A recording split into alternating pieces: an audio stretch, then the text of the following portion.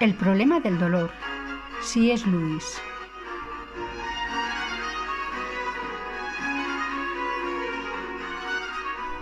Capítulo 8. El infierno.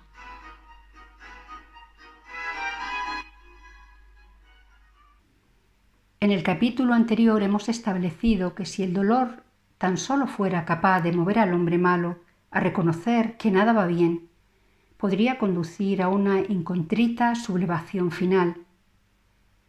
Hemos admitido sin reservas que el hombre tiene una voluntad libre y que, por consiguiente, los dones con que se haya adornado son armas de doble filo. De estas premisas deriva inmediatamente el hecho de que el esfuerzo divino para redimir el mundo no tenga garantizado el éxito en cada alma individual. Algunas no quieren ser redimidas. Ninguna otra doctrina eliminaría con más gusto del cristianismo si de mí dependiera, pero está plenamente respaldada por las Escrituras y, sobre todo, por las palabras de nuestro Señor. Además, ha sido sostenida ininterrumpidamente por la cristiandad y cuenta con el apoyo de la razón. Si tomamos parte en un juego, debemos contar con la posibilidad de perder. Si la felicidad de la criatura reside en la autorrenuncia, nadie, sino uno mismo, aunque ayudado quizá por muchos otros, ayuda que se puede rechazar, podrá llevar a cabo el abandono de sí. Daría cualquier cosa por la posibilidad de decir, todos serán salvados. Pero mi razón replica, ¿con su consentimiento o sin él? Si digo sin él, percibo inmediatamente la contradicción. ¿Cómo puede ser involuntario el supremo acto voluntario de entregarse? Si respondo con mi consentimiento, mi razón arguye, ¿cómo es posible si no quieren entregarse? Las homilías dominicales sobre el infierno van dirigidas, como todos los sermones del domingo, a la conciencia y a la voluntad, no a la curiosidad intelectual. Si nos mueven a la acción convencidos de una posibilidad terrible, logran seguramente lo que se proponían. Y si el mundo en su conjunto estuviera habitado por cristianos convencidos, no sería necesario decir una palabra más sobre el particular. Tal como están las cosas, sin embargo, la doctrina del infierno es uno de los principales argumentos empleados para atacar al cristianismo, acusarlo de bárbaro e impugnar la bondad de Dios. Se nos dice que es una doctrina detestable. Yo mismo la detesto, en efecto, de todo corazón. Y se nos recuerda las tragedias ocurridas en la vida humana por haber creído en ella. No se nos habla tanto, en cambio, de las desdichas causadas por no creer en ella. Por estas razones, y sólo por ellas, resulta necesario tratar de este asunto. El problema no es simplemente el de un Dios que entrega a alguna de sus criaturas a la perdición definitiva. Eso sería posible si fuéramos mahometanos. El cristianismo, fiel como siempre a la complejidad de lo real, nos presenta algo más difícil y ambiguo. Un Dios tan misterioso y tan misericordioso que se hace hombre y muere torturado para impedir la perdición definitiva de sus criaturas, y que, cuando fracasa ese heroico remedio, parece remiso o incapaz de detener la ruina mediante un acto de nuevo poder. Hace un momento he dicho con ligereza que haría cualquier cosa por eliminar esta doctrina. Mentía. No podría hacer ni la milésima parte de lo que Dios ha hecho para suprimir el hecho. Y ahí reside el verdadero problema. A pesar de tanta misericordia, existe el infierno. No voy a tratar de demostrar que es una doctrina tolerable. No nos engañemos, no es tolerable. Sin embargo, mediante la crítica de las objeciones hechas o sentidas contra ella, se puede mostrar, a mi juicio, que se trata de una doctrina moral. Muchas inteligencias ponen objeciones a la idea de castigo retributivo como tal. De ello hemos tratado ya en un capítulo anterior. Sosteníamos en él que el castigo se torna injusto cuando se suprimen de él las ideas de deuda y retribución. Asimismo, descubríamos la esencia de la justicia en la misma pasión vindicativa, en la exigencia de impedir que el malvado se sienta completamente satisfecho de su propio mal, de forzarlo a que la maldad aparezca ante él tal como aparece ante los demás, es decir, como maldad. Además, señalé que el dolor despliega la bandera de una fortaleza rebelde. Finalmente traté del dolor susceptible de conducir al arrepentimiento. Pero, ¿qué ocurre si no lo hace? Si la única conquista consiste en desplegar la bandera en esa fortaleza rebelde. Tratemos de ser honestos con nosotros mismos. Imaginémonos que un hombre ha alcanzado riqueza y poder merced a un modo de proceder lleno de traición y crueldad, explotando para fines puramente egoístas los nobles ademanes de sus víctimas y riéndose al propio tiempo de su simplicidad. Supongamos que ese hombre, encaramado en la cumbre del éxito, como hemos indicado, lo utiliza para satisfacer su placer y su odio, hasta que finalmente se desprende del último harapo de honor entre los ladrones, traicionando a sus propios cómplices y mofándose de sus últimos momentos de desilusión desconcertante. Imaginémonos, por último, que no siente tormento ni remordimiento por hacer todo esto, como a nosotros nos gustaría creer, sino que sigue comiendo 2 carrillos y durmiendo como un niño lleno de salud, es decir, que el autor de todo cuanto precede es un hombre jovial, de mejillas sonrosadas, despreocupado de cuanto pasa en el mundo, completamente seguro hasta el final de ser el único que ha encontrado la respuesta al enigma de la vida, de que Dios y el hombre son unos necios de los que se ha aprovechado, de que este estilo de vida es próspero, satisfactorio e intachable. Hemos de ser cautos en este punto. La menor indulgencia con el deseo de venganza es un grave pecado mortal.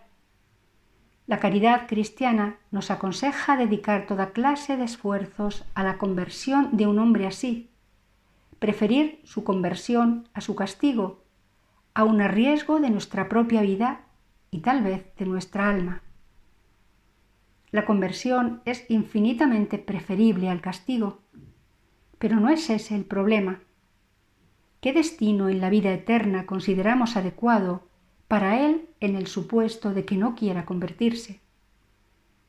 ¿Podemos desear realmente que a un hombre así, sin dejar de ser como es, y como ser libre debe ser capaz de continuar en el mismo estado, le sea ratificada para siempre su actual felicidad? ¿Podemos aceptar que continúe convencido por toda la eternidad de que ha reído el último? ¿Sólo la maldad y el rencor nos impiden considerar tolerable esa situación? ¿No descubrimos en este momento de modo muy claro el conflicto entre justicia y misericordia, considerado en ocasiones como un fragmento anticuado de teología? ¿No sentimos palpablemente que llega a nosotros desde arriba, no desde abajo? No nos mueve el deseo de causar dolor a esa desgraciada criatura, sino la exigencia estrictamente ética de que se imponga la justicia tarde o temprano y se despliegue la bandera en este alma rebelde, aun cuando a todo ello no siga una conquista mejor y más completa. En este sentido, es mejor para la criatura reconocerse a sí misma como un fracaso o un error, aunque no se haga buena nunca. A la propia misericordia le será difícil desear que un hombre semejante continúe ufanamente en su horrible ilusión por toda la eternidad. Tomás de Aquino dice del sufrimiento lo que Aristóteles había señalado acerca de la vergüenza, a saber, que aun no siendo bueno en sí mismo, puede resultar bueno en determinadas circunstancias. Cuando está presente el mal, el dolor que supone percibirlo es una forma de conocimiento y como tal, algo relativamente bueno. Si no pudiera conocerlo, el alma ignoraría la existencia del mal o su condición de realidad opuesta a su naturaleza. Ambas cosas, dice el filósofo, son manifiestamente malas. Y yo creo, aunque nos estremezca, que estamos de acuerdo con él.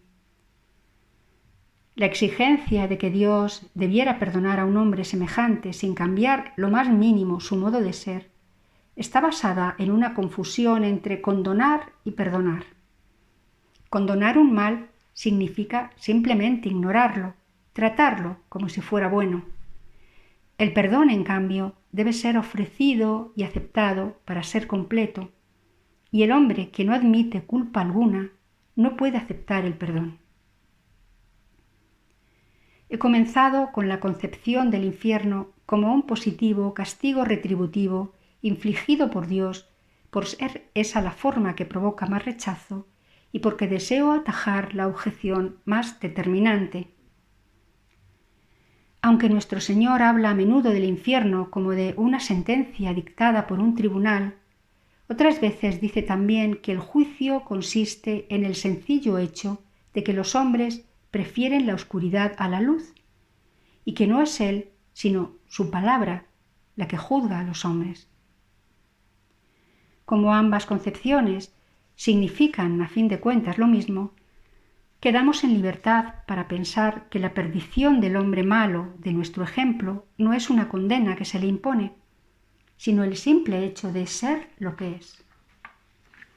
El rasgo característico de las almas perdidas es el rechazo de todo cuanto no sea ellas mismas. Nuestro imaginario egoísta ha intentado transformar lo que le sale al paso en una provincia o apéndice de sí mismo. El gusto por el otro, es decir, la capacidad de gozar el bien, estaría completamente apagado en él si su cuerpo no lo siguiera arrastrando a mantener algún contacto superficial con el mundo exterior. La muerte elimina este último contacto. Tiene, pues, lo que desea: vivir completamente en el yo y hacer lo mejor con lo que encuentre en él. Y lo que encuentra en él es el infierno. Otra objeción gira en torno a la aparente desproporción entre condena eterna y pecado transitorio. Si pensamos en la eternidad como mera prolongación del tiempo, es efectivamente desproporcionada. Muchos rechazarían, no obstante, esta idea de eternidad. Si concebimos el tiempo como una línea, y no se trata de una mala imagen, pues como sus partes son sucesivas, ninguna de ellas puede coexistir con las otras, es decir, no hay anchura en el tiempo, sino solo longitud, debemos concebir seguramente la eternidad como un plano o incluso como un volumen.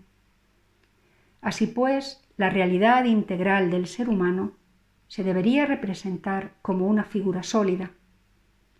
Esa figura sería obra de Dios principalmente cuando obrara de acuerdo con la gracia y la naturaleza. Mas el libre albedrío habría aportado la línea de base que llamamos vida terrenal. Si se dibuja torcida la línea de base, el cuerpo entero quedará trastocado.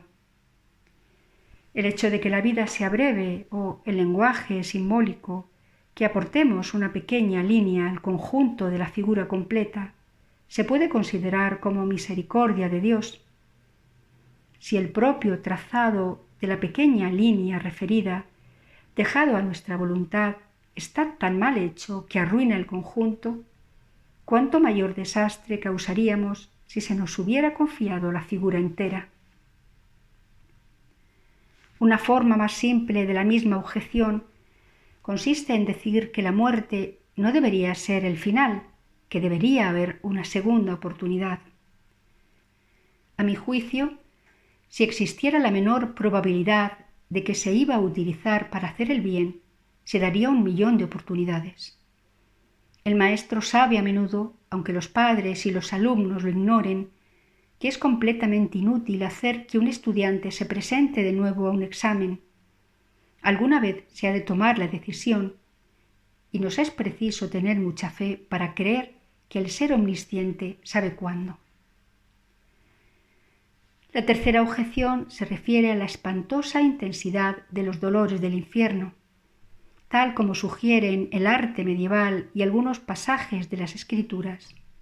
Von Hagel nos previene en este punto para que no confundamos la doctrina en sí misma con la imaginería empleada para transmitirla. Nuestro Señor se sirvió de 3 símbolos para hablar del infierno. El primero es el castigo, suplicio eterno, que encontramos en Mateo 25. El segundo, la destrucción. Temed más bien a aquel que puede perder el alma y el cuerpo en la gehenna. Mateos 10. Y el tercero, la privación, exclusión o destierro a las tinieblas exteriores, como en la parábola del hombre sin traje de boda o en la de las vírgenes sabias y necias. La imagen del fuego, la más frecuente de todas, es especialmente significativa, pues combina las ideas de tormento y destrucción. Es enteramente cierto que el propósito de todas estas expresiones es sugerir algo indescriptiblemente horrible. Me temo, pues, que cualquier interpretación que no reconozca este hecho queda descalificada desde el principio. No es necesario centrar la atención en la imagen de la tortura hasta el punto de excluir de aquella otra que sugiere destrucción y privación. ¿Qué realidad es esa de la cual las 3 imágenes son símbolos igualmente adecuados? Es natural suponer que destrucción signifique disolución o supresión de lo destruido. La gente habla a menudo como si la aniquilación del alma fuera intrínsecamente posible. Sin embargo, si nos atenemos a los datos de la experiencia, la destrucción de una cosa significa el surgimiento de otra. Si quemamos un tronco, obtendremos gases, calor y ceniza. Haber sido tronco significa ser ahora esas 3 cosas. ¿No existiría también la situación de haber sido alma humana si ésta pudiera ser destruida? ¿Y no es eso acaso el estado descrito como tormento, destrucción y privación?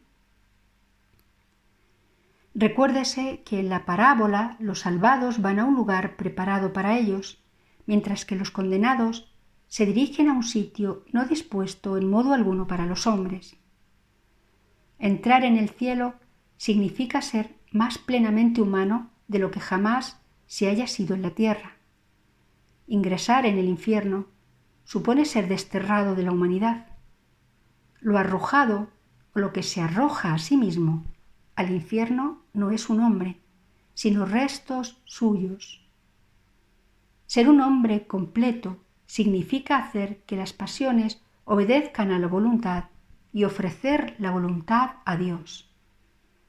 Haber sido hombre, ser un ex-hombre o un espíritu maldito, significará seguramente poseer una voluntad completamente centrada en sí misma y unas pasiones desembarazadas totalmente del control de la voluntad. Es imposible imaginar cómo podría ser la conciencia de semejante criatura, que en su estado actual es ya un cúmulo incoherente de pecados antagónicos más que un pecador. Tal vez sea cierto el dicho de que el infierno no es infierno desde su propio punto de vista, sino desde el punto de vista del cielo. Nada de eso desmiente, a mi juicio, la severidad de las palabras de nuestro Señor.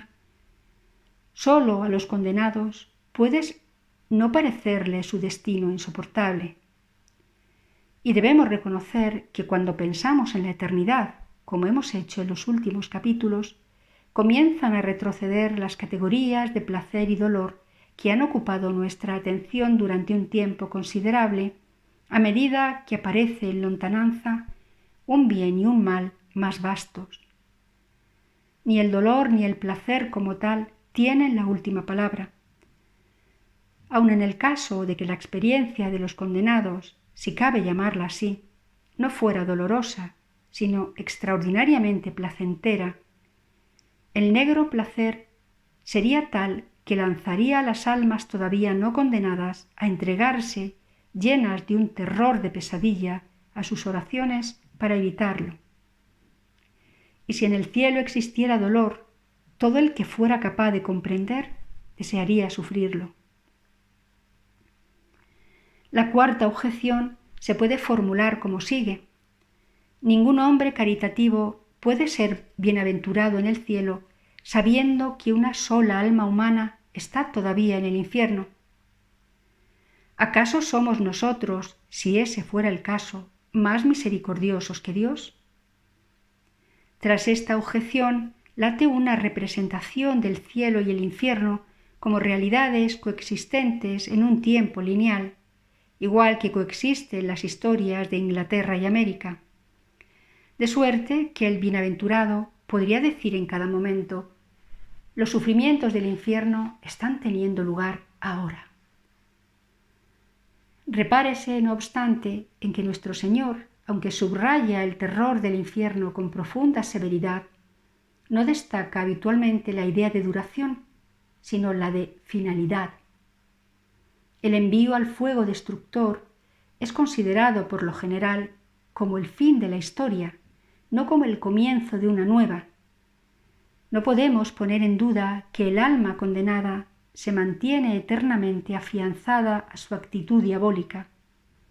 Sin embargo, nos es imposible decir si esta invariabilidad eterna implica una duración infinita, ni siquiera si implica simplemente duración. El doctor Edwin Bevan ha hecho algunas reflexiones interesantes sobre el asunto. Sabemos mucho más del cielo que del infierno, pues el cielo es el hogar de la humanidad y contiene, en consecuencia, todo cuanto supone la vida humana glorificada. El infierno, en cambio, no ha sido hecho para el hombre, no es ningún sentido paralelo al cielo. Se trata de las tinieblas exteriores, el borde externo donde el ser se derrama en la nada. Por último, se arguye que la pérdida definitiva de una sola alma significa la derrota de la omnipotencia. Y así es. Al crear seres dotados de voluntad libre, la omnipotencia se somete desde el principio a la posibilidad de semejante descalabro. A un desastre así yo lo llamo milagro. Crear seres que no se identifican con el Creador y someterse de ese modo a la posibilidad de ser rechazado por la obra salida de sus manos es la proeza más asombrosa e inimaginable de cuantas podamos atribuir a la divinidad. Creo de buen grado que los condenados son, en cierto sentido, victoriosos y rebeldes hasta el fin, que las puertas del infierno están cerradas por dentro. No quiero decir que las almas no deseen salir del infierno, como el hombre envidioso desea ser feliz, sino que no quieren asumir ciertamente las fases preliminares de entrega y autorrenuncia mediante las cuales el alma puede alcanzar cualquier bien. Por lo tanto, gozan para siempre de la horrorosa libertad reclamada y por consiguiente se han hecho esclavas de sí mismas. Como los bienaventurados, sometidos para siempre a la obediencia, se tornan más y más libres por toda la eternidad. La respuesta a quienes critican la doctrina del infierno es, a la postre, una nueva pregunta. ¿Qué pedimos que haga Dios? ¿Que borre los pecados, pretéritos y permita a todo trance un comienzo nuevo, allanando las dificultades y ofreciendo ayuda milagrosa? Pues eso es precisamente lo que hizo en el Calvario. ¿Perdonar? Hay quienes no quieren ser perdonados. ¿Abandonarlos? Mucho me temo que eso es lo que hace. Termino con una advertencia. Para dar a las mentes modernas la posibilidad de entender estas cuestiones, me he aventurado a introducir en este capítulo una imagen del tipo de hombre malvado susceptible de ser percibido sin dificultad por la mayoría de nosotros como realmente malvado. Pero cumplida su tarea, cuanto antes se olvide esta imagen mucho mejor. En cualquier tratamiento del infierno, no sólo deberíamos tener presente la posibilidad de que se condenen nuestros amigos o nuestros enemigos, pues ambas eventualidades inquietan nuestra razón, sino también la de que nos condenemos nosotros mismos. Este capítulo no se ocupa de nuestra esposa o de nuestros hijos, ni de Nerón o Judas Iscariote, sino de ti y de mí. Fin del infierno. Capítulo 8 de El problema del dolor, de C.S. Lewis.